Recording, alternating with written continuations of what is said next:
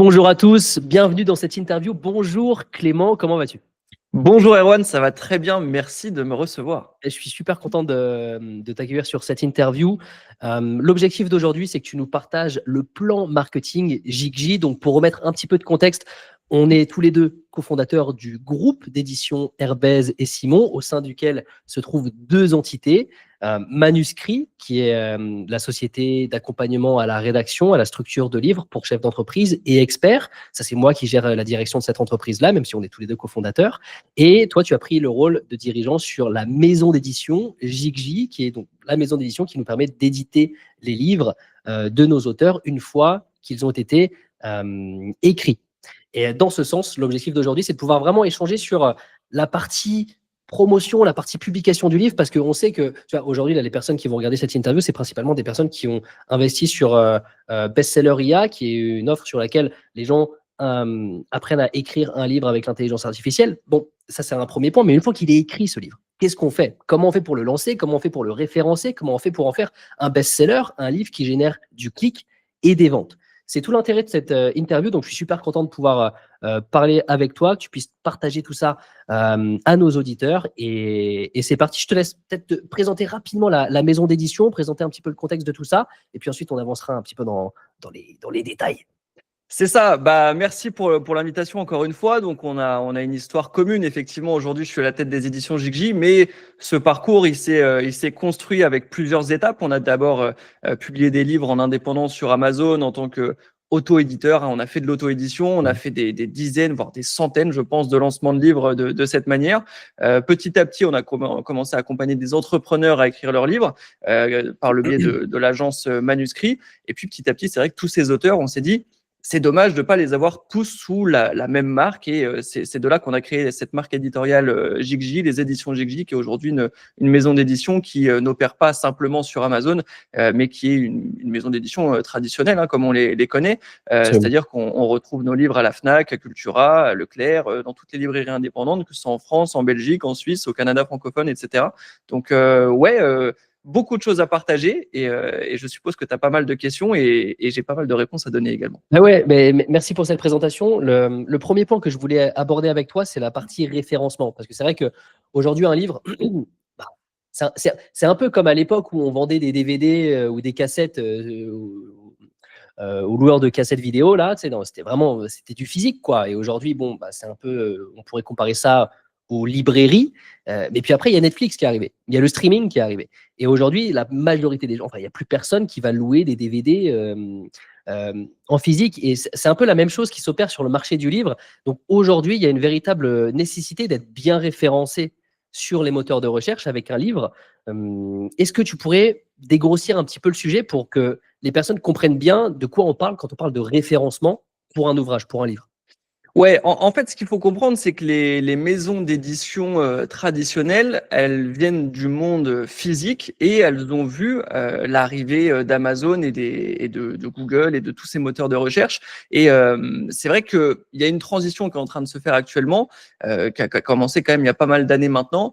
Il y a pas mal de maisons d'édition qui ont raté ce créneau et nous, en fait, on est arrivé directement par Amazon. Donc, on a une énorme expérience sur Amazon. On a d'abord vendu en ligne avant de pouvoir vendre en point de vente physique. Donc, on a fait le chemin inverse et c'est là toute notre force aujourd'hui parce que la majorité des ventes de livres en France se fait en ligne aujourd'hui, que ce soit sur Amazon, mais aussi auprès de la Fnac. C'est vrai qu'on a l'image d'avoir des Fnac dans toutes les grandes villes de France, mais beaucoup de ventes aujourd'hui se font sur Fnac.com, sur le site internet, et mine de rien, c'est du référencement également. Donc en fait, quand on sort un livre, il faut penser référencement, et le référencement, c'est pas que les mots-clés qu'on va mettre sur des plateformes quand on va faire une mise en ligne, des mots-clés cachés, etc. C'est pas que ça le référencement, c'est aussi le livre en lui-même, c'est-à-dire le concept, le titre, le sous-titre. Tout ça, ce sont des mots-clés qu'il va falloir penser pour les moteurs de recherche. Ben, ça, c'est intéressant ce que tu dis là. Et est-ce que tu pourrais peut-être nous partager du coup un peu la checklist Jigji en termes de SEO? Qu'est-ce qu'il faut checker quand on lance un livre en termes de référencement SEO, Search Engine Optimization, pour ceux qui connaissent pas? La première étape, c'est de réfléchir à un titre et à un sous-titre. Et c'est très important de rappeler que un livre, c'est un titre et un sous-titre, parce que souvent, on a tendance à penser qu'un livre, c'est juste un titre. Non, c'est le combo de deux choses, un titre plus un sous-titre. Et souvent, les titres, c'est ce qu'on se souvient de mieux d'un livre, mais tous les livres ont un sous-titre, en tout cas pour les livres de non-fiction, c'est peut-être un peu différent pour les romans, mais tous les grands classiques de ce monde ont un sous-titre. Le sous-titre, c'est une promesse. À l'époque, c'était juste une promesse. Aujourd'hui, c'est une suite de mots-clés qui va être très important pour les moteurs de recherche. Donc, on pense d'abord le titre. Le titre, ça va être...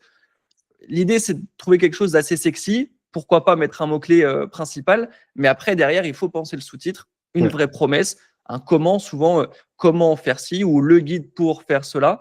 Et derrière, c'est des mots-clés. Donc, par exemple, imaginons un livre sur l'immobilier. Il faut qu'il y ait une promesse du type comment investir en immobilier locatif, parce que c'est les mots-clés qui vont être recherchés, par exemple, sur Amazon. Amazon, c'est un moteur de recherche, c'est un algorithme, et les gens, quand ils cherchent un livre sur l'immobilier, ils vont taper livre immobilier ou livre immobilier, investissement locatif, et tout ça, c'est des mots-clés qu'il va falloir caler, pas uniquement dans les mots-clés sur les plateformes de mise en ligne, mais surtout dans le sous-titre, effectivement. Extrêmement intéressant. Et ça, justement, juste avant qu'on démarre l'interview, tu me disais que tu avais un livre justement à partager qu'on a édité chez Jigji d'ailleurs. Tu peux peut-être nous partager ton écran et qu'on décortique peut-être un petit peu plus ce titre et ce sous-titre pour vraiment apporter un maximum de valeur aux personnes qui regardent cette vidéo? Exactement. En fait, ce qui va être intéressant là, c'est qu'on a accompagné un auteur qui, lui, a commencé par vouloir le faire tout seul, en fait, son livre. Donc, il l'a écrit tout seul. Il l'a auto-édité lui-même. Donc, il a été prendre un graphiste, il a fait la couverture. Il a été prendre quelqu'un pour faire la mise en page. Il a pris des freelances à droite à gauche et il a tout fait tout seul. Cet auteur, il s'appelle Guillaume Milot. Guillaume Milot, c'est vraiment une étude de cas très intéressante. Il a d'abord publié ce livre-là. Comment réhabiliter votre bien immobilier? La méthode redoutable et éprouvée pour devenir le maître d'ouvrage. Là, on voit donc qu'il y a le titre, comment réhabiliter votre bien immobilier, et le sous-titre, la méthode redoutable et éprouvée pour devenir le maître d'ouvrage. Donc, voilà comment ça se présente sur Amazon. C'est une page produit. On a un titre, on a un sous-titre, on a une couverture. C'est ça, hein, les 3 points les plus importants pour réussir à faire un livre à succès. Sauf que Guillaume Milot, c'est quelqu'un qui fait de la réhabilitation immobilière. La réhabilitation, c'est un terme technique pour en gros dire rénovation immobilière. Mais c'est vrai que le français moyen va dire rénovation. Il ne va pas forcément parler de réhabilitation, même si réhabilitation, c'est le vrai mot. Mais c'était très important pour Guillaume Milot de faire quelque chose de très carré, très propre. Mais son livre, il ne s'est pas vendu tant que ça. Et parce que le titre, il n'est pas ultra sexy, honnêtement, comment réhabiliter son bien immobilier, ça parle pas aux Français moyens. La méthode redoutable éprouvée pour devenir le maître d'ouvrage, pareil, le maître d'ouvrage, c'est assez technique, donc c'est assez compliqué d'aller performer sur les moteurs de recherche parce que personne tape comment réhabiliter son bien immobilier. On tape rénovation immobilière sur Google, sur les moteurs de recherche, sur YouTube. Quand on a des questions, on tape voilà, comment rénover son bien ou comment faire de la rénovation immobilière. Et tout ça, on l'a pas en fait. Quand tu regardes le titre et le sous-titre, ce qui est le plus tapé dans sa thématique, c'est rénovation immobilière. Ça ne se trouve pas dans son titre et dans son sous-titre. Donc, il y a très peu de chances que les gens qui sont intéressés par cette thématique tombent sur ce livre. Et Guillaume, il s'en est très vite rendu compte. Son livre, il n'a pas eu le succès qu'il voulait. Et c'est vrai qu'il est venu vers nous par le biais de Manuscrit et de Jigji pour faire un second livre qui soit plus performant sur le marché. Et ce livre, il est sorti, c'est celui-là. Acheter, rénover, gagner, la stratégie de rénovation immobilière rentable pour générer des plus-values et faire des économies grâce à la transition énergétique. Numéro Là, 1 des ventes. Ouais. on est numéro 1 des ventes, donc ce livre, il fonctionne. Alors déjà, juste, tu vas nous partager les hacks tout à l'heure pour être numéro 1 des ventes, parce que il n'y a pas c'est tout le un monde gros qui l'a sujet. fait. Ouais. C'est un gros sujet parce que, mine de rien, avoir le bandeau numéro 1 des ventes sur Amazon, ça augmente considérablement le nombre de ventes, ça augmente la valeur perçue, etc. On va pouvoir en reparler. Là, déjà, il y a un travail qui a été fait sur la couverture. C'est vrai que, je le disais, hein, les trois leviers principaux, c'est titre, sous-titre, couverture, hein, pour réussir un lancement de livre. Là, le titre, acheter, rénover, gagner. Déjà, ce qu'il faut penser quand on est sur Amazon, sur les moteurs de recherche, c'est que la couverture, elle doit fonctionner en miniature. Là, en miniature, c'est comme des miniatures YouTube, hein, les miniatures sur Amazon des livres. Et là, acheter, rénover, gagner, c'est très propre, très soigné, c'est très gros, très lisible, c'est efficace. On a effectivement la maison, la boîte à outils, le fait de rénover. Donc, on a mis des flèches pour ce sentiment d'amélioration. Il n'y a rien de tout ça sur cette couverture. C'est vrai qu'il lui, il se disait, je vais faire un truc noir et doré, ça va être classe, ça va être premium. Mais au final, c'est premium de rien du tout si personne n'achète. Et parce qu'il n'y a pas d'éléments qui nous rappellent l'immobilier. Là, on a mis la maison en gros et on a acheté, rénové, gagné, qui est en très gros. Si le sous-titre, il est moins lisible, c'est pas très grave. L'idée, encore une fois, hein, le sous-titre, c'est des mots-clés. Et là, on l'a travaillé, ce sous-titre, la stratégie de rénovation immobilière. Donc, rénovation immobilière, c'est vraiment ce qui est le plus tapé dans cette thématique. Et ensuite, on a transition énergétique, qui est aussi des mots-clés qui sont énormément tapés dans le contexte actuel. Et là, ça a fait mouche. Acheter, rénover, gagner, numéro 1 des ventes. Et le livre fonctionne super bien. Ouais, ça c'est extrêmement intéressant. Donc, il y a vraiment ce combo titre, sous-titre, où là, on pense vraiment la partie marketing, mais aussi la partie référencement. Donc, c'est ça. Et après, donc, la couverture a été faite par un graphiste pro et en vrai, c'est mieux que de la faire vous-même. C'est vrai que Guillaume, pour le coup, l'avait fait soi-même la couverture précédente. En tout cas, il n'a pas pris un graphiste qui lui a coûté beaucoup d'argent s'il l'a fait avec un graphiste. Et après, il y a tout. Donc, ça, c'est la partie référencement première. C'est titre, sous-titre, couverture, pas vraiment, mais c'est de bon ton d'avoir une bonne couverture qui est efficace. Est-ce qu'il y a d'autres choses au-delà que les choix des mots-clés dans le titre et dans le sous-titre? Au-delà de ça? Pour le référencement, ouais, il y a plein de choses qui rentrent en compte. En fait, quand on va faire une publication sur Amazon, Amazon va nous demander déjà de renseigner des catégories. Donc, est-ce que tu veux qu'on parle tout de suite de comment obtenir ce bandeau numéro 1 des ventes ou pas forcément? On peut le garder pour après. On pourra l'aborder plus tard, ouais. La description, c'est vrai qu'il y a la description, il y a le contenu à plus aussi, je crois. Donc, exactement. Je vais vous montrer à quoi ressemble une page produit optimisée. Donc déjà, il y a la description. Effectivement, ici, la description, pareil, ça va être des mots-clés à intégrer. Donc la description, elle doit être assez sexy. Nous, souvent, ce qu'on fait, c'est un format AIDA. Donc attention, intérêt, désir, action. C'est une méthode qui fonctionne très bien pour faire des scripts de vente. Et à chaque fois, c'est ce qu'on utilise. Hein. Là, on a l'attention avec ce qui est en gras, attention, intérêt, désir surtout qui est là avec tout ce qu'il va y avoir dans le livre, et action, voilà, passe à l'action et faites des rénovations à succès rentable, acheter, rénover, gagner, vous montre comment commencer maintenant. On a cette structure qu'on utilise à chaque fois, et au-delà de cette structure AIDA qui est pensée pour le marketing, on va surtout inclure beaucoup de mots-clés à l'intérieur, tous les mots qui vont pouvoir tourner autour de la thématique de la rénovation immobilière et qui seraient susceptibles d'être tapés, que ce soit sur Amazon ou sur Google, parce qu'en fait, Google renvoie aussi beaucoup vers des liens Amazon de livres. Donc, il faut penser à tout ça dans sa description. Ensuite, avant qu'on passe vraiment à comment obtenir le bandeau, mine de rien, il y a aussi les catégories. Donc là, il y a le contenu à plus, je vais le montrer juste après. Mais là, en gros, on a des catégories. Donc voilà, classement des meilleures ventes Amazon. Ça, c'est le classement des ventes sur Amazon sur tous les livres. Et ensuite, il y a 3 catégories dans lesquelles on peut mettre le livre. Donc là, on a climatisation et énergie, parce que c'est un des gros sujets du livre de Guillaume Milot. C'est rénovation immobilière, mais pensée pour aussi combler ce problème des passoires thermiques en France et d'avoir des bâtiments bien isolés, etc., et avec des bonnes fiches énergétiques. Donc là, ça fait totalement sens. Architecture durable et écologique, et on a construction.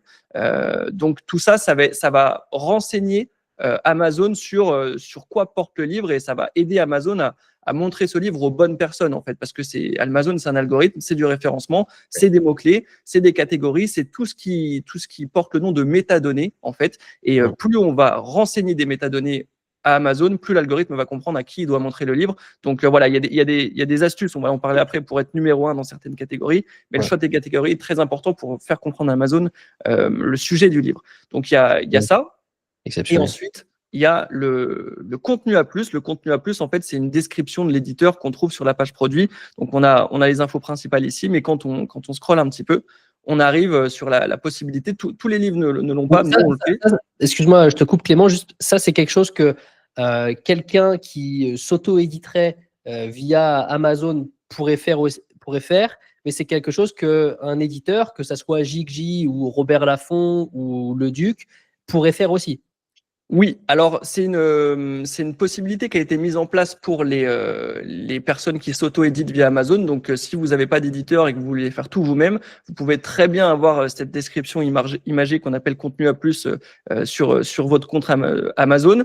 Nous, c'est ce qu'on fait également aux éditions Jigji, parce que on vient d'Amazon et on sait le poids que ça a dans la conversion et dans le référencement. Mais c'est vrai que beaucoup d'éditeurs traditionnels comme Erol, Albin Michel, Robert Laffont, ils passent à côté. Vous vous pouvez regarder des fiches produits de livres de ces maisons d'édition. Souvent, ils ne le font pas. Et c'est là où ça pêche, quoi. Ils ont peut-être encore une longueur d'avance sur les ventes en point de vente physique, mais en numérique, c'est vrai qu'ils sont un peu à la traîne. Et ça, c'est très important parce que déjà, ça nous donne des idées de ce qu'il y a dans le livre. Donc, mettre des images pour bien comprendre, bien donner envie. Là, on comprend tout de suite. Il y a la rénovation immobilière, il y a un avant-après, il y a les classes énergétiques, il y a une présentation de l'auteur qu'on voit en photo, parce que c'est vrai aussi, il faut le rappeler, hein, sur Amazon, il y a de plus en plus de livres qui sont publiés en auto-édition, mais par des auteurs qui n'existent pas vraiment. Ils mettent des noms de plumes, c'est des manuscrits de piètre qualité, et on a des auteurs qui n'existent même pas, c'est des noms de plumes, hein, qui sont inventés. Là, Guillaume Milot, il existe, il faut en faire une force. Regardez, c'est quelqu'un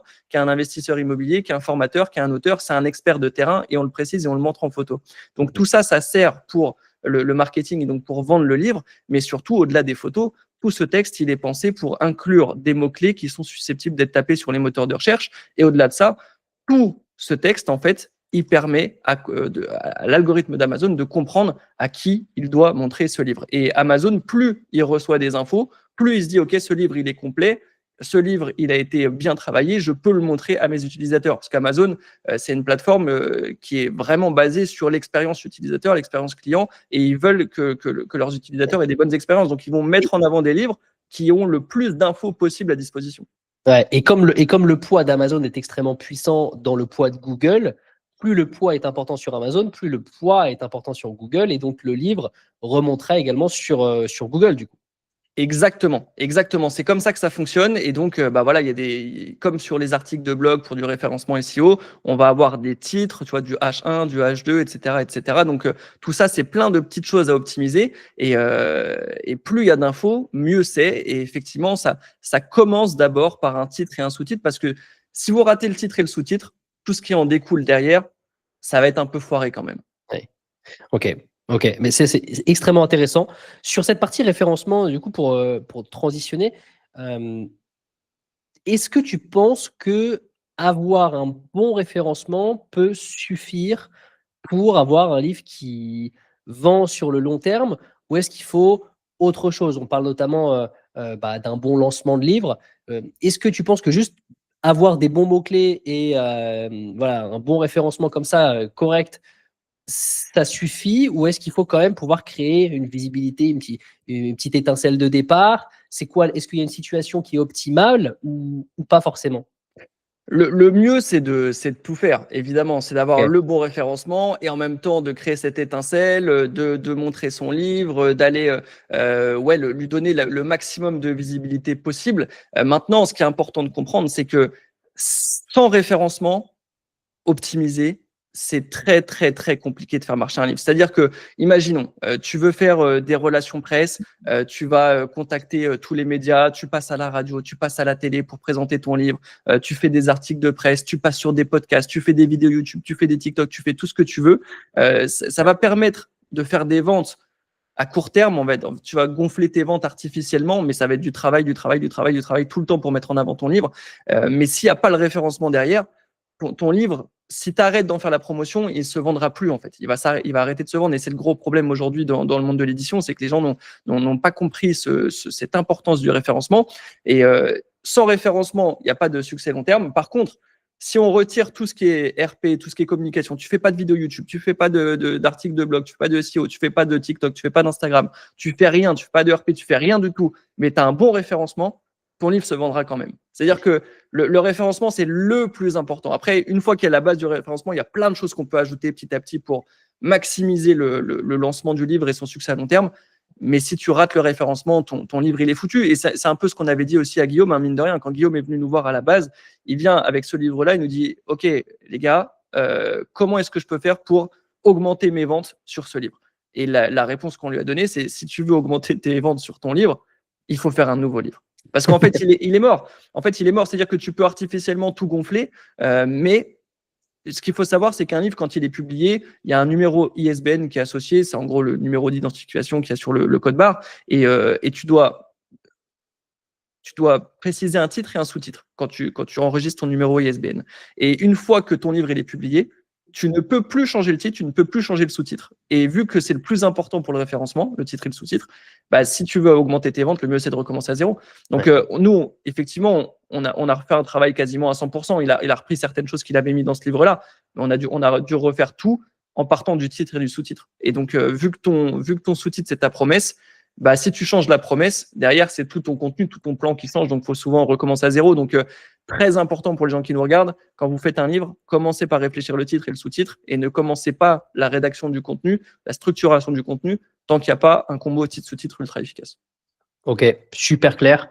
Merci pour ça. Ça nous emmène au deuxième sujet que je voulais aborder au-delà du référencement, c'est la partie lancement. Parce qu'en vrai, il y a de tout, j'ai envie de dire, dans les gens avec qui on travaille. Il y a des gens on a des clients chez Manuscrit et du coup des auteurs chez JigJ ensuite qui ont des audiences de plusieurs milliers, de plusieurs centaines de milliers de personnes parfois sur des réseaux sociaux, dans des emails, etc. Mais on a aussi des auteurs qui ont pas d'audience, qui ont genre 200 abonnés sur LinkedIn et c'est tout, quoi.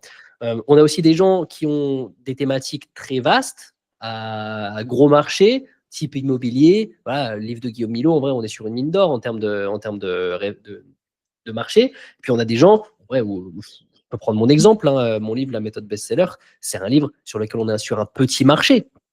L'écriture de livres. Donc, on joue un peu à armes inégales dans ce milieu-là. Et l'idée, c'est quand même qu'un maximum de gens puissent tirer leur épingle du jeu et avoir un maximum de résultats, même si on ne peut pas attendre d'une niche X autant de ventes que d'une niche Y à taille de marché différent. Et donc, dans ce sens, j'aimerais qu'on puisse aborder la notion de lancement. Est-ce que tu as différents leviers qu'on peut activer au lancement et qui permettent de maximiser justement cet effet de lancement? Qu'est-ce qu'on utilise chez JigJ et qu'est-ce que tout auteur, qui soit chez nous ou pas chez nous, devrait utiliser afin de maximiser ce lancement de livre?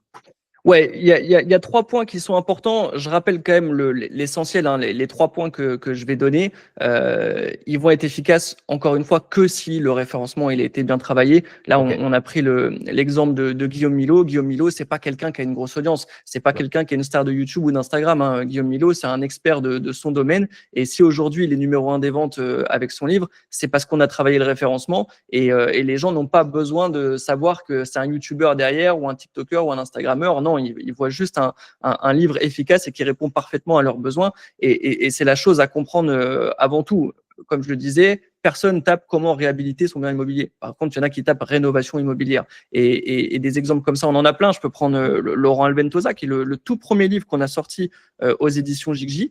On a sorti le livre Maîtriser l'art de la vente avec Laurent Albentosa. Pareil, Laurent Albentosa, il n'avait pas d'audience. Il n'avait pas d'Instagram, pas de YouTube, pas de LinkedIn. Enfin, il avait sûrement des comptes, mais avec quelques amis dessus, quoi. C'est pas du tout quelque chose de significatif. Et c'est ce qu'on a fait aussi avec lui, Maîtriser l'art de la vente. Comment analyser les profils psychologiques pour mieux communiquer et influencer la prise de décision grâce à l'énéagramme et la PNL. On a été donc sur lui. Lui, c'est un closer, c'est un vendeur, c'est un commercial, Laurent Albentosa.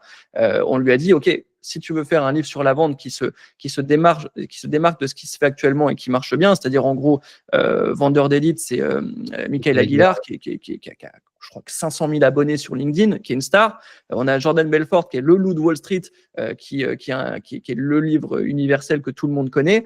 Pour aller sur cette thématique et prendre des parts de marché, il faut se démarquer et aller chercher des mots-cles sur lesquels on peut se référencer. Et c'est pour ça qu'on a été sur quelque chose d'influence, de communication. Donc, communiquer, ça, c'est quand même beaucoup tapé. L'énéagramme, PNL, c'est des termes qui sont très en vogue et qui sont très tapés. Des livres sur la PNL, il y en a beaucoup qui sont d'énormes best-sellers.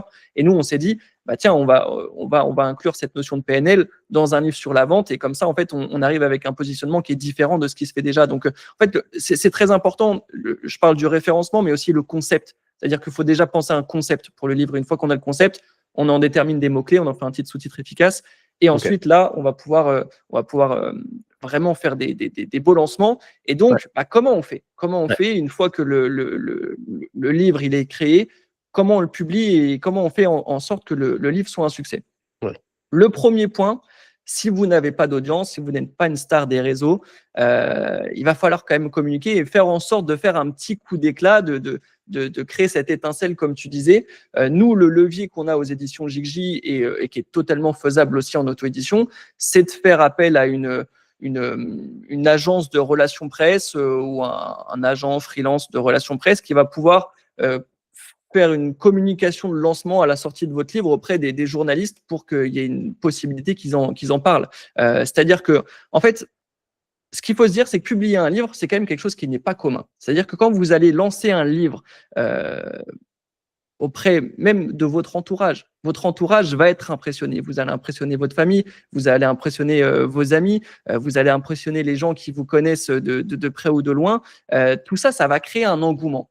Si en plus, parce qu'aujourd'hui, on peut trouver des agences de RP qui ne sont pas extrêmement chères. Hein. En gros, comment ça se passe? On rédige un communiqué de presse pour dire, voilà, il y a un livre qui sort, voici la thématique, voilà pourquoi ce serait intéressant d'en parler. Et ensuite, il y a des agences qui se chargent d'envoyer ça à toutes les bases de données de journalistes en France. Et il va y avoir forcément des médias qui vont être intéressés pour en parler. C'est-à-dire que maîtriser l'art de la vente, il y a plein de magazines business, de blogs business, de chaînes YouTube business ou spécialisés même dans les commerciaux qui vont être intéressés pour relayer la sortie de ce livre. Et donc, il suffit de faire une radio locale ou un article de journal local et tout de suite, ça va créer un engouement. Tiens, il y a ce gars-là que je connais parce que c'est un pote d'un pote, il sort un livre. Tiens, c'est impressionnant quand même sortir un livre. Ah tiens, en plus, il est invité par une radio, il est invité par une télé. Tiens, il est invité par un podcast. Waouh, c'est impressionnant, il y a un truc qui se passe. Et en fait, on a un auteur qui s'appelle Michael Illouz qui a écrit Revolution Story, je peux le montrer d'ailleurs aussi. Et d'ailleurs, lui qui a beaucoup misé sur cette stratégie de RP pour le succès de son livre, il a d'ailleurs Thierry Ardisson, à son âme, qui intervient dans le livre. Et lui, il dit souvent, Michael, le buzz amène le bise. Et c'est vrai, en fait, plus on va parler de quelque chose, d'un événement, plus il va y avoir de l'engouement. L'engouement, il est local hein, au début, il ne faut pas l'oublier. Et on a tendance à se dire, OK, avec des RP, est-ce que c'est possible d'avoir un TF1, un M6, un France 2, un France 3 ? Oui, c'est possible, même quand on est personne. Et on a des auteurs qui ont fait des très gros médias, simplement en commençant par des articles locaux, une invitation à la radio locale. Tiens, ensuite, c'est France 3 régional. Et puis, tiens, vu que ça a parlé sur France 3 régional et que ça a bien marché, ah bah, il y a TF1 qui s'intéresse, il y a France Inter qui s'intéresse. Ça nous est arrivé pour des livres avec des personnes qui n'avaient pas d'audience, qui n'étaient pas connues du tout. Mais avec une bonne stratégie de RP, on peut comme ça créer un coup d'éclat. Et puis après, pour les entrepreneurs qui vendent des formations, qui vendent des coachings, etc., mettre sur une page de vente, vue sur M6, vue sur France 3, avec des captures d'écran de vous sur un plateau télé, etc., bah, ça crée quelque chose. Ça vous donne de la crédibilité, ça vous fait gagner en popularité, ça vous donne de la visibilité. Et tout ça, c'est hyper important. Et c'est aussi pour ça qu'on fait un livre. Donc, ouais, les RP, c'est quand même un très bon levier. Et d'ailleurs, on peut vous montrer Guillaume Milot, hein, Guillaume Milot qui n'avait pas d'audience. Guillaume Milot qui a sorti un premier livre qui n'avait pas fait grand bruit. Bah, Guillaume Milot, mine de rien, on a réussi à le placer sur le Figaro télé. Et alors, ouais, on avait fait un article hein, d'ailleurs. Est-ce qu'on a l'article de Jigji ?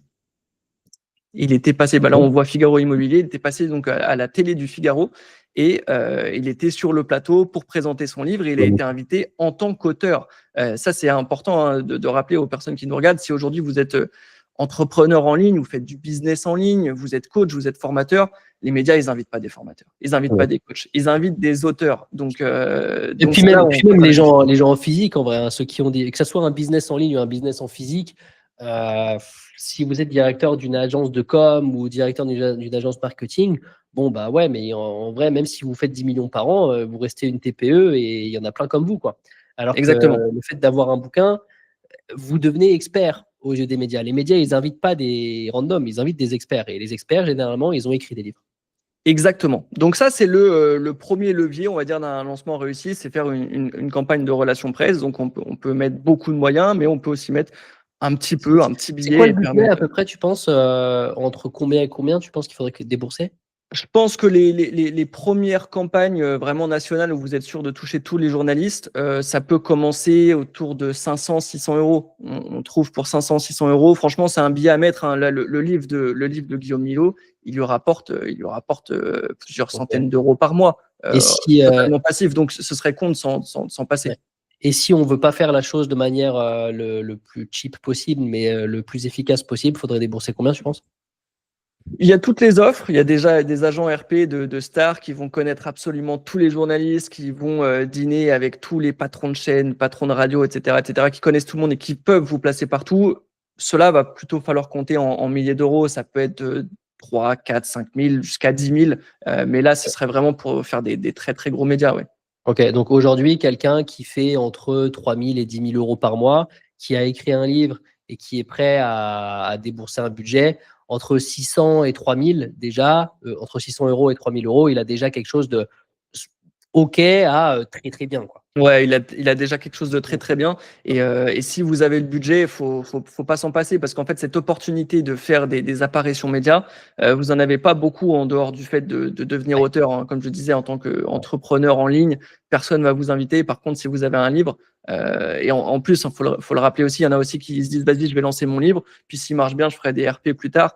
Les RP, elles fonctionnent au lancement. C'est-à-dire que si vous contactez un journaliste et vous lui dites, est-ce que ça vous intéresse de parler d'un livre qui est sorti il y a 6 mois?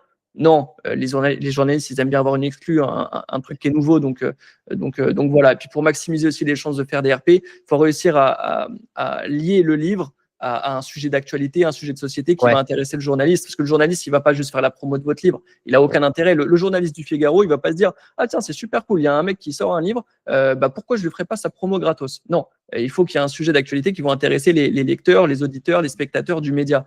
Donc là, dans le cas de Guillaume Milot, il y a des lois qui sont en train d'être mises en place en France sur les passoires thermiques et il y a plein de logements qui vont devenir insalubres, en gros, et c'est un sujet de société. Et donc ça faisait totalement sens de l'inviter. Et puis, il a fait plusieurs médias, Guillaume Milot, de cette manière. Et il y a toujours un moyen de relier ça. Je vais vous montrer. J'avais juste tapé ça, mais je vais revenir après parce que c'est un autre levier. On a sorti un livre qui s'appelle Booster votre leadership. Pareil, Cécile Cardol qui n'est absolument pas connue. Absolument pas connue. Elle n'a aucun réseau, aucune audience, rien du tout. Et elle a fait elle a eu des super retombées médias avec nos campagnes de relations presse chez Gigi. Elle a fait pas mal d'interviews, c'était très intéressant. Ce que tu précises, c'est ça. Ce que tu précises, c'est important, c'est que quoi qu'il en soit, voilà, un auteur peut débourser entre 600 et 3 000 euros pour avoir un service presse. Ouais. Quand une personne est cliente chez Manuscrit et édité auteur chez Gigi, on le prend en charge. C'est nous qui gérons ça. On prend tout en charge parce qu'en fait, plus les médias vont parler de nos livres, plus ça va faire des ventes. Et nous, en tant qu'éditeur, forcément, on est intéressé pour qu'on parle de notre maison d'édition. Donc ça, on le prend en charge, effectivement. C'est vrai qu'on va le faire, tu as raison. Tu voulais dire quelque chose, ouais? Ouais, Cécile Cardol, en fait, ce qui est intéressant. Qu'est-ce que je voulais dire? Qu'est-ce que tu voulais dire à propos de Cécile Cardol? On parlait des relations presse, on parlait comme quoi elle n'était pas connue et qu'elle... Oui, c'est ça. Ce qui est intéressant avec Cécile Cardol, comme je le disais, c'est vrai qu'on peut se dire, ouais, c'est facile pour Guillaume Milot, il fait un livre sur la transition énergétique et sur les logements qui vont devenir des passoires thermiques. Il lance pile son livre au moment où il y a des lois qui passent et tout le monde, ça intéresse tout le monde. Et on se dit, bon, pour lui, les RP, c'est facile. Là, Cécile Cardol, boostez votre leadership, l'art de la communication en entreprise pour inspirer la confiance, stimuler l'action et optimiser les performances de vos équipes. Bon, on a un livre très corporate pour les managers, pour les dirigeants d'entreprise, etc., etc. On se dit, bon, comment on relie ça à un sujet d'actualité? Comment on fait en sorte que les journalistes s'intéressent à ce livre? En fait, nous, ce qu'on a fait avec Cécile, c'est qu'on a fait un communiqué de presse où, en gros, on a dit, OK, quels sont les problèmes de société actuellement liés à cette thématique? Eh bien, il y a de plus en plus de problèmes générationnels au travail. C'est-à-dire qu'on va dire, oui, les jeunes, ils veulent plus bosser. Les jeunes, dès qu'il y a un truc, ils démissionnent, ils se barrent, ils arrêtent, ils bossent pas beaucoup. Il y a des jeunes, des fois, ils arrivent au boulot le lundi pour commencer leur mission. Le mardi, on les revoit plus. On se dit, mais qu'est-ce qu'ils font, etc., etc. Et il y a aussi beaucoup de burn-out. Il y a de plus en plus de burn-out au travail. Et tout ça, en fait, ça va être des sujets. On va dire, tiens, il y a 40% de burn-out en plus sur les 5 dernières années. Bon, c'est un sujet. Et pourquoi c'est un problème? Parce qu'on communique mal en entreprise. Tiens, il y a un problème générationnel. Je ne comprends pas pourquoi les jeunes, on n'arrive plus à les faire bosser, etc., etc. C'est parce qu'il y a un problème de communication en entreprise. Et en fait, on va prendre ces sujets de société, on va dire aux journalistes, ce livre répond à ces problèmes de société. Et c'est comme ça qu'on va faire en sorte d'avoir des retombées médias, même sur des livres où on se dit, il n'y a rien de très actuel, mais si on peut toujours trouver un sujet. Et ça, c'est soit votre rôle si vous avez des idées, soit le rôle de l'agence RP de vous positionner sur des thématiques précises qui vont faire réagir les journalistes. Donc, ouais, premier levier, on peut dire que c'est les RP et c'est pas négligeable. Ok. Deuxième levier, maintenant, pour un lancement de livre réussi, et ça, c'est vraiment ce qu'on a réussi à faire avec Guillaume Milot, c'est au moment du lancement, de réussir à réunir un maximum d'avis sur les livres. Vous voyez là, ce livre-là, il est sorti 3 ans avant celui-là, mais celui-là a déjà plus d'avis. Et en fait, Amazon, encore une fois, c'est du référencement, c'est un algorithme. Si vous voulez faire un lancement réussi, il faut que vous fassiez des ventes au lancement et qu'ensuite, sur ces ventes, vous récupériez un maximum d'avis. Là, on en a 43 et comme vous pouvez le voir, ça joue énormément. Il y a des avis bien détaillés en mode voilà, moi, ce qui m'intéressait dans ce livre, voilà pourquoi il est intéressant. Il y a quelqu'un qui prend en photo le livre. Là, on a même une vidéo de quelqu'un qui feuillette le livre. Ça donne des informations aux potentiels acheteurs, donc ça les rassure. Ils se disent pas, bon, bah voilà, ils ont cliqué sur. En fait, ce qu'il faut se dire, c'est que quelqu'un qui arrive, il tape, et je vais le faire là comme ça va être beaucoup plus simple, il tape livre immobilier. OK? S'il tape livre immobilier, parce qu'il ne va pas forcément taper acheter, rénover, gagner. Il se dit, vas-y, je veux un livre sur l'immobilier. Il tape immobilier, il a le livre ici de Guillaume Milot. On clique dessus. Le livre de Guillaume Milot, ok, j'ai vu la miniature, elle m'intéresse, acheter, rénover, gagner. Tiens, les numéros 1 des ventes. Tiens, c'est un livre qui a l'air intéressant. Ok. Il lit le titre, acheter, rénover, gagner. C'est sexy. Il lit le sous-titre, tiens, la promesse, elle est forte, je comprends bien. J'ai la description, ok, ça a l'air d'être le livre qui me correspond. Ok, mais est-ce qu'il est vraiment bien ce livre? Ah, ok, il y a une description imagée, détaillée, il y a des avant-après, il y a les infos sur l'auteur. Ok, ça me rassure. Je descends, ok, il y a plein d'avis, il y a plein de commentaires, il y a des gens qui se prennent en photo avec le livre. Tout ça, c'est ce qui permet d'optimiser la confiance que va vous donner le potentiel acheteur qui ne vous connaît pas encore. Hein, parce que souvent, voilà, on dit on peut faire des lancements auprès d'une audience, on a une audience, etc. Mais même pour les gens qui ont une audience, le but de faire un livre, c'est pas de vendre à ceux qui le connaissent déjà, c'est de vendre le livre à ceux qui ne vous connaissent pas. Donc, il faut les mettre en confiance. Donc, les avis, ça va être très important pour ça.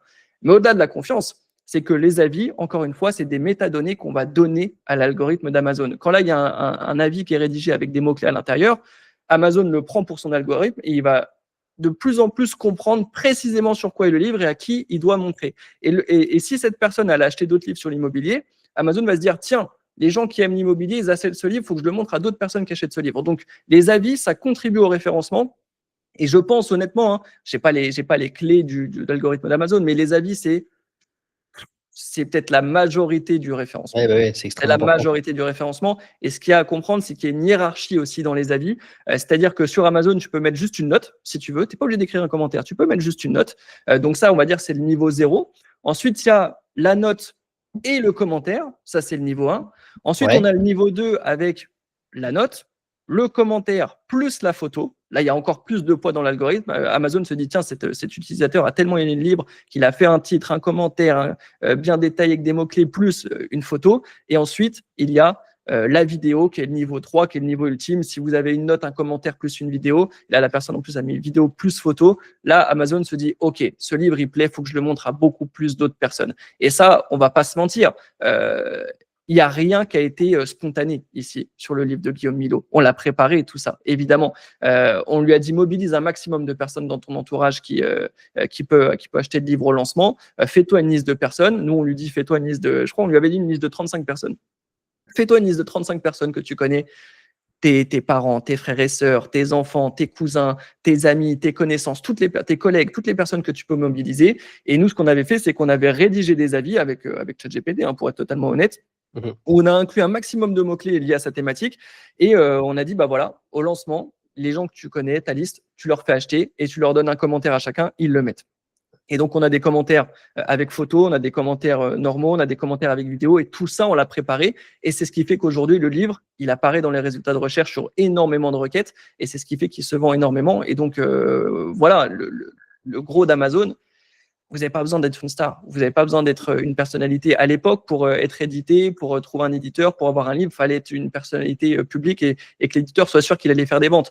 Aujourd'hui, Amazon a rebattu les cartes et avec un bon référencement, même si vous n'êtes personne, vous pouvez faire beaucoup, beaucoup de ventes. Donc, les avis, le deuxième très gros levier à activer pour la vente d'un livre. Maintenant… Exceptionnel, exceptionnel. T'en as un troisième? J'ai un troisième levier, et c'est pour ça que j'avais tapé livre immobilier là, pour pas taper juste le titre de Guillaume Milot. Quand vous tapez des requêtes sur Amazon, ce que vous allez voir, c'est que cette première ligne là, de livres, ceux qui arrivent tout en haut des résultats de recherche, ce n'est pas des livres qui apparaissent naturellement par le biais des mots-clés du référencement. Vous voyez, tout est sponsorisé, sponsorisé, sponsorisé, sponsorisé, sponsorisé, sponsorisé.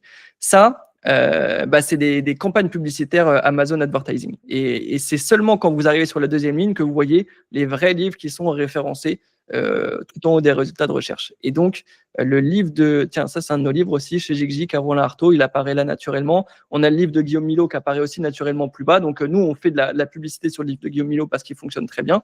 Et d'ailleurs, les campagnes publicitaires, c'est aussi un moyen d'aller cibler des mots-clés très spécifiques. Et par exemple, sur le livre de Guillaume Milot, on met des enchères sur Les campagnes publicitaires, c'est un budget qui est géré par Gigi directement. Pareil, ouais.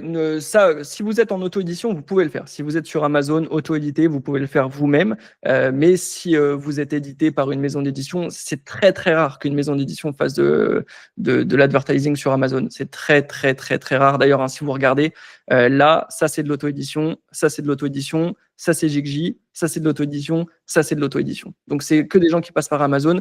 Vous allez voir très, très, très rarement des livres sponsorisés par des maisons d'édition. Je vous le dis, il y a beaucoup d'éditeurs qui ont raté le train du numérique, on va dire. Et nous, chez Gigi, on le fait. Évidemment, on vient d'Amazon, on vient de là, et on sait le poids que ça peut avoir, les campagnes publicitaires, notamment pour se référencer sur des mots-clés. Comme je le disais, livre immobilier, c'est ce qui est tapé. C'est-à-dire, les gens, ils vont pas taper acheter, rénover, gagner. Les gens, ils vont taper livre immobilier. Et ils vont voir ce qui les intéresse. Et là, c'est le jeu des miniatures, hein, comme sur YouTube, il va cliquer sur le plus intéressant. Et c'est tout le travail qui a été fait, que j'ai expliqué auparavant. Et donc, voilà, sur les campagnes publicitaires, nous, on les gère, on les prend en charge chez Gigi à notre charge, évidemment. Et ça permet de se référencer sur des mots-clés, d'apparaître tout en haut des résultats de recherche. Donc, voilà, encore une fois, même si vous n'êtes pas connu, vous n'êtes pas une personnalité publique, etc., Amazon, c'est un moteur de recherche, et c'est un moteur de recherche avec intention d'achat. Ça veut dire que c'est extrêmement pertinent d'aller mettre un petit budget publicitaire et pour apparaître tout en haut, tout simplement. Et Amazon Advertising, le gros point, c'est que vous ne payez pas à l'impression. C'est-à-dire que vous pouvez faire 1 million d'impressions. Donc, à chaque fois que quelqu'un tape livre immobilier et tombe sur le livre de Guillaume Milot, tant qu'il ne clique pas dessus, nous, on ne dépense pas d'argent. On dépense de l'argent que sur les clics. Et d'ailleurs, tout à l'heure, j'ai cliqué sur le sponsorisé, donc je me suis fait dépenser de l'argent moi-même.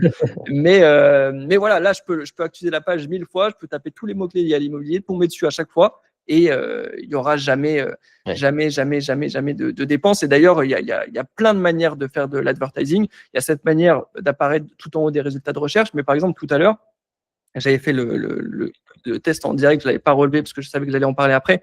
Mais là, sur le livre de Guillaume Milot, par exemple, vous prenez son ancien livre, et bien là, vous avez son nouveau livre qui apparaît en sponsorisé. Et ça fonctionne très bien. Elle a aussi produit lié à l'article, il apparaît encore ici avec le numéro 1 des ventes. Donc en fait, on le matraque. Et c'est-à-dire qu'il y a plein de livres. Prenez tous les livres sur l'immobilier, tous les livres qui cartonnent. Vous aurez toujours le petit Guillaume Milot qui apparaît là dans les produits liés à l'article, soit dans les produits fréquemment achetés ensemble, soit directement là, juste en dessous de la box pour acheter. Et tout ça, tant que personne clique dessus, on ne paye pas.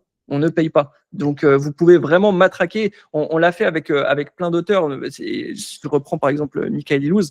Michael Illouz, lui, sur sa couverture, il a sa tête. C'est-à-dire qu'on peut faire des pubs. Peut-être que Revolution Story, c'est un livre très niché, hein, le livre de Michael Illouz. C'est pas forcément un livre qui est pensé grand public. Et donc, il y a pas beaucoup de personnes qui vont l'acheter. Il va pas faire 1 million de ventes par mois, le livre de Michael Illouz. Mais du coup, on peut faire de la pub. Et tant que personne clique dessus, il y a peut-être 1 million de personnes par mois qui vont voir la tête de Michael sans que ça nous coûte 1 euro. Et donc, lui, pour son branding, sa personal brand, sa crédibilité, c'est super intéressant. Donc, si je devais résumer, les RP, les avis et les campagnes publicitaires, c'est vraiment la meilleure chose à faire pour un lancement réussi. Incroyable. Et qu'est-ce que tu dirais à un auteur? Parce que là, tu nous balances énormément de valeur sur cette partie lancement, et je te remercie. Qu'est-ce que tu dirais à un auteur qui te dit ouais, mais en vrai, j'ai pas de réseau, ouais, mais j'ai pas de budget pour la presse, j'ai pas de budget pour les sponsors. Est-ce que ça vaut le coup quand même? Tu disais optimise le référencement. J'imagine que oui, mais je te laisse répondre quand même à cette question. Ouais, en fait, ce qu'il faut savoir, c'est que nous, juste notre histoire à nous. C'est-à-dire qu'on s'est lancé dans la publication de livres sur Amazon en indépendant. Et nous, pour le coup, c'est pour ça que je le précisais tout à l'heure, on publie avec des noms de plumes. C'est vrai qu'au début, on s'est dit, tiens, on va aller publier des livres sur des niches qui marchent bien, etc. Mais il n'y avait pas de vrai auteur derrière. C'est-à-dire que, je sais les livres sur l'immobilier, ça marchait, on faisait des livres sur l'immobilier. Les livres pour enfants, ça marchait, on faisait des livres pour enfants. Et on inventait des noms d'auteurs. Et les auteurs derrière n'existaient pas et on travaillait que sur le référencement. Et aujourd'hui, effectivement, on maîtrise les campagnes publicitaires, on maîtrise les relations presse, on maîtrise tous les mots-clés, toutes les descriptions détaillées, les avis, comment mettre des mots-clés à l'intérieur, etc., etc. Mais quand on a commencé, on n'avait rien de tout ça. Et tous les deux, on a vendu plus de 100 000 livres en indépendant. Et on n'avait pas tout ça. On a fait juste avec le référencement Amazon, on a fait que de l'organique et ça a fonctionné. Là, évidemment, toutes les infos que je donne, c'est pour réussir à avoir le top du top sur un lancement de livre. Mais comme je l'ai dit et je le répète, le référencement, c'est le plus important. C'est-à-dire que les RP, vous pouvez en faire, les campagnes publicitaires, vous pouvez en faire, mais si votre référencement n'est pas bon, si le concept de votre livre n'est pas bon, s'il n'y a pas un titre et un sous-titre optimisé, rien ne marchera. Vous pouvez faire autant de campagnes publicitaires Amazon que vous voulez. Si le concept il n'est pas bon au départ, vous pouvez mettre 1 000 € de budget pub, 3 000 €, 10 000 €, 15 000 € de budget pub. Votre livre ne se vendra pas. Il faut qu'il y ait un titre fort, un sous-titre fort. Je le disais tout à l'heure aussi avec le livre de Laurent Alventosa, Maîtriser l'art de la vente. On a mis PNL, on a mis Enneagram pour avoir un positionnement différent. Parce que les gens qui veulent acheter un livre sur la vente, ils ont le choix entre Jordan Belfort, le loup de Wall Street, ou Laurent Alventosa que personne ne connaît. T'achètes lequel? Soit tu achètes le loup de Wall Street. En fait, s'il n'y a pas cette différenciation qu'on a fait, tu achètes le loup de Wall Street. Il n'y a aucun monde où tu achètes Laurent Alventosa. Par contre, si tu vois qu'il y a un livre sur la vente qui est bien référencé sur Amazon, qui a des avis, qui est numéro 1 des ventes, et le truc, il est spécialisé sur la PNL, et la PNL, c'est un truc qui te parle, tu n'achètes pas le loup de Wall Street. Tu achètes ce livre spécialisé sur la PNL. Donc, le concept de base, il est extrêmement important. Et même si vous n'avez pas tous ces artifices, comme je le disais, avec les RP, et les apparitions médias, etc., ce n'est pas très grave. Avec le référencement, vous êtes sûr de pouvoir réussir sur Amazon. Il n'y a aucun monde où tu ne réussis pas si tu n'as pas un bon concept et un bon référencement. Ok, magnifique. Merci beaucoup pour ça. On les a fait un peu attendre sur la partie hack pour être numéro 1 des ventes.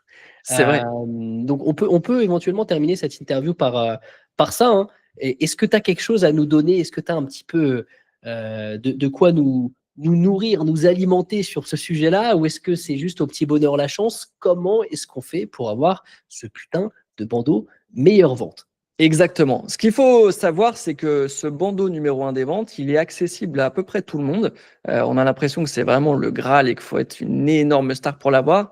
Sur Amazon, pas forcément. Et pourtant, qu'est-ce que c'est utile? C'est-à-dire que des livres sur l'immobilier, franchement, l'immobilier, c'est l'investissement préféré des Français. Il y a énormément de livres sur l'immobilier. Donc, il y a une énorme demande, mais il y a une énorme concurrence aussi. Donc, il faut savoir se démarquer. Et quand on tape livre immobilier dans la barre de recherche sur Amazon, eh bien souvent, notre œil il va être attiré par celui qui a le bandeau numéro 1 des ventes. C'est-à-dire qu'on va se dire, on veut le meilleur.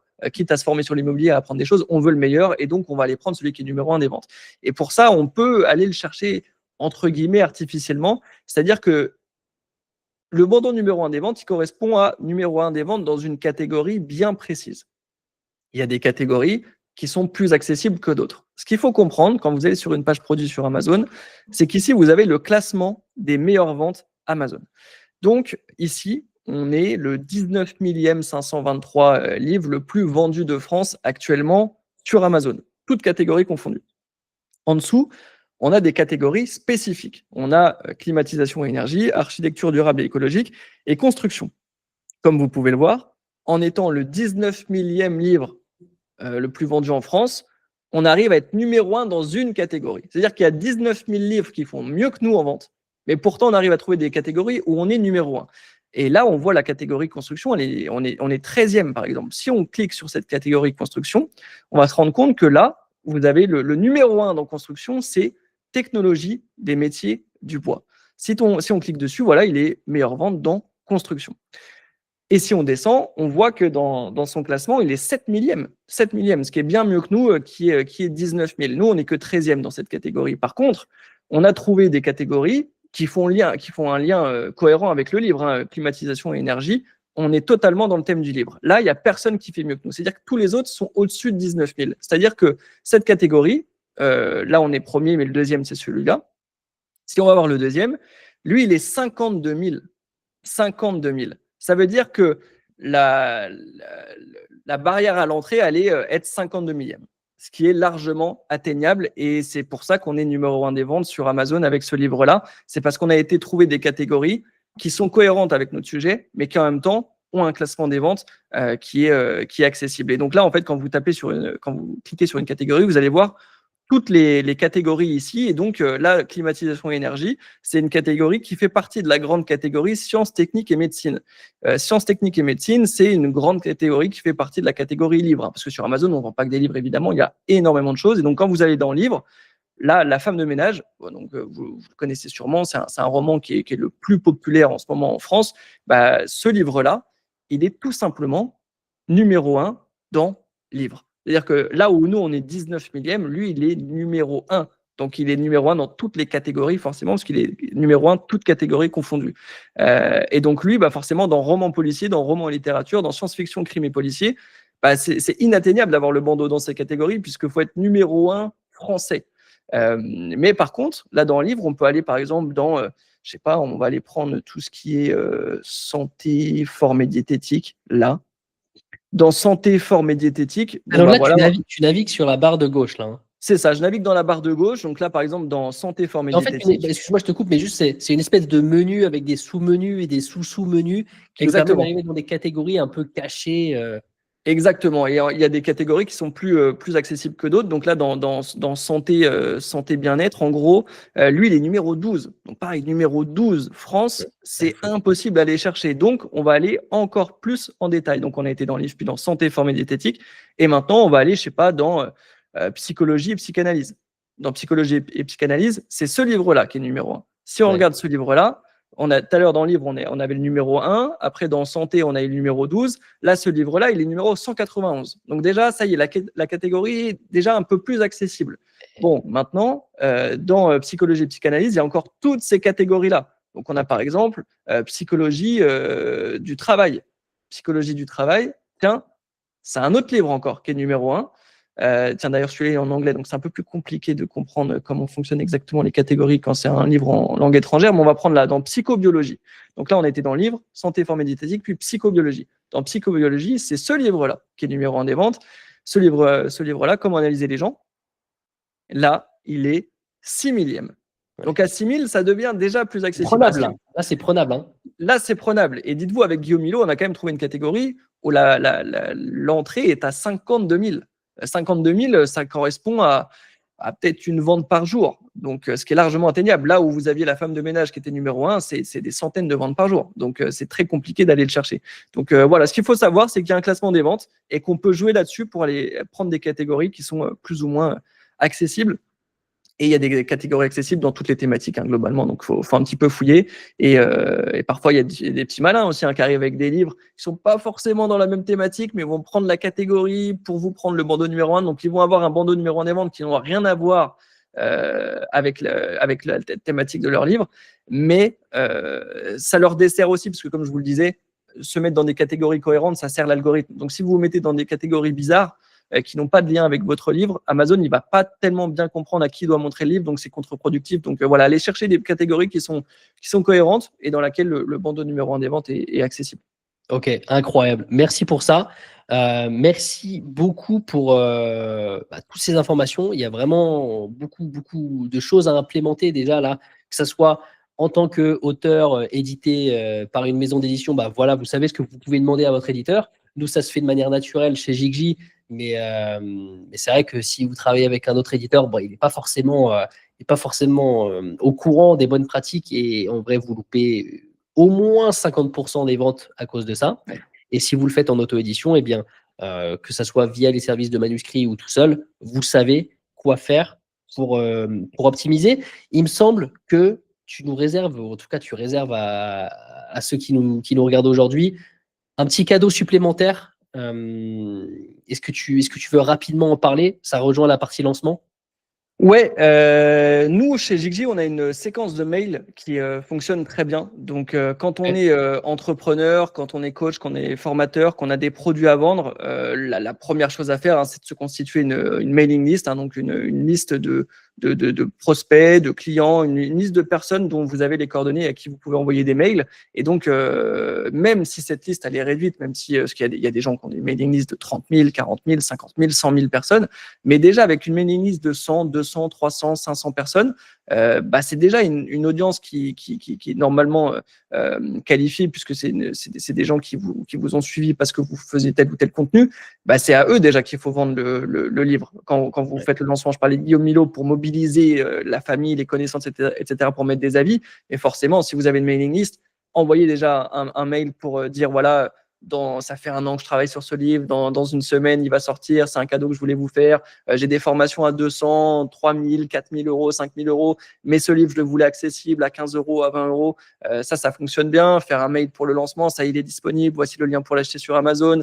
Ensuite faire des relances pour récupérer des avis ou offrir des cadeaux en échange. Voilà, vous avez un code promo sur ma formation si vous me prouvez que vous avez mis un avis sur mon livre sur Amazon. Il y a plein de petites choses comme ça qu'on met en place, et on a une séquence mail que je peux te confier et que tu peux mettre à disposition des gens qui nous regardent. Ok, magnifique. Magnifique ça. Donc, ça veut dire que là, on peut officiellement dire que en dessous de cette vidéo, ils pourront télécharger le modèle de séquence email qui fait quelques emails, je ne sais pas combien exactement, 3, 4, 5 emails, qui pourront directement copier, coller dans leur CRM pour qu'une fois que leur livre est sorti, ils savent quoi envoyer, à quel moment, à quel jour, et pour générer déjà 50 ventes dès les premiers jours de lancement du livre.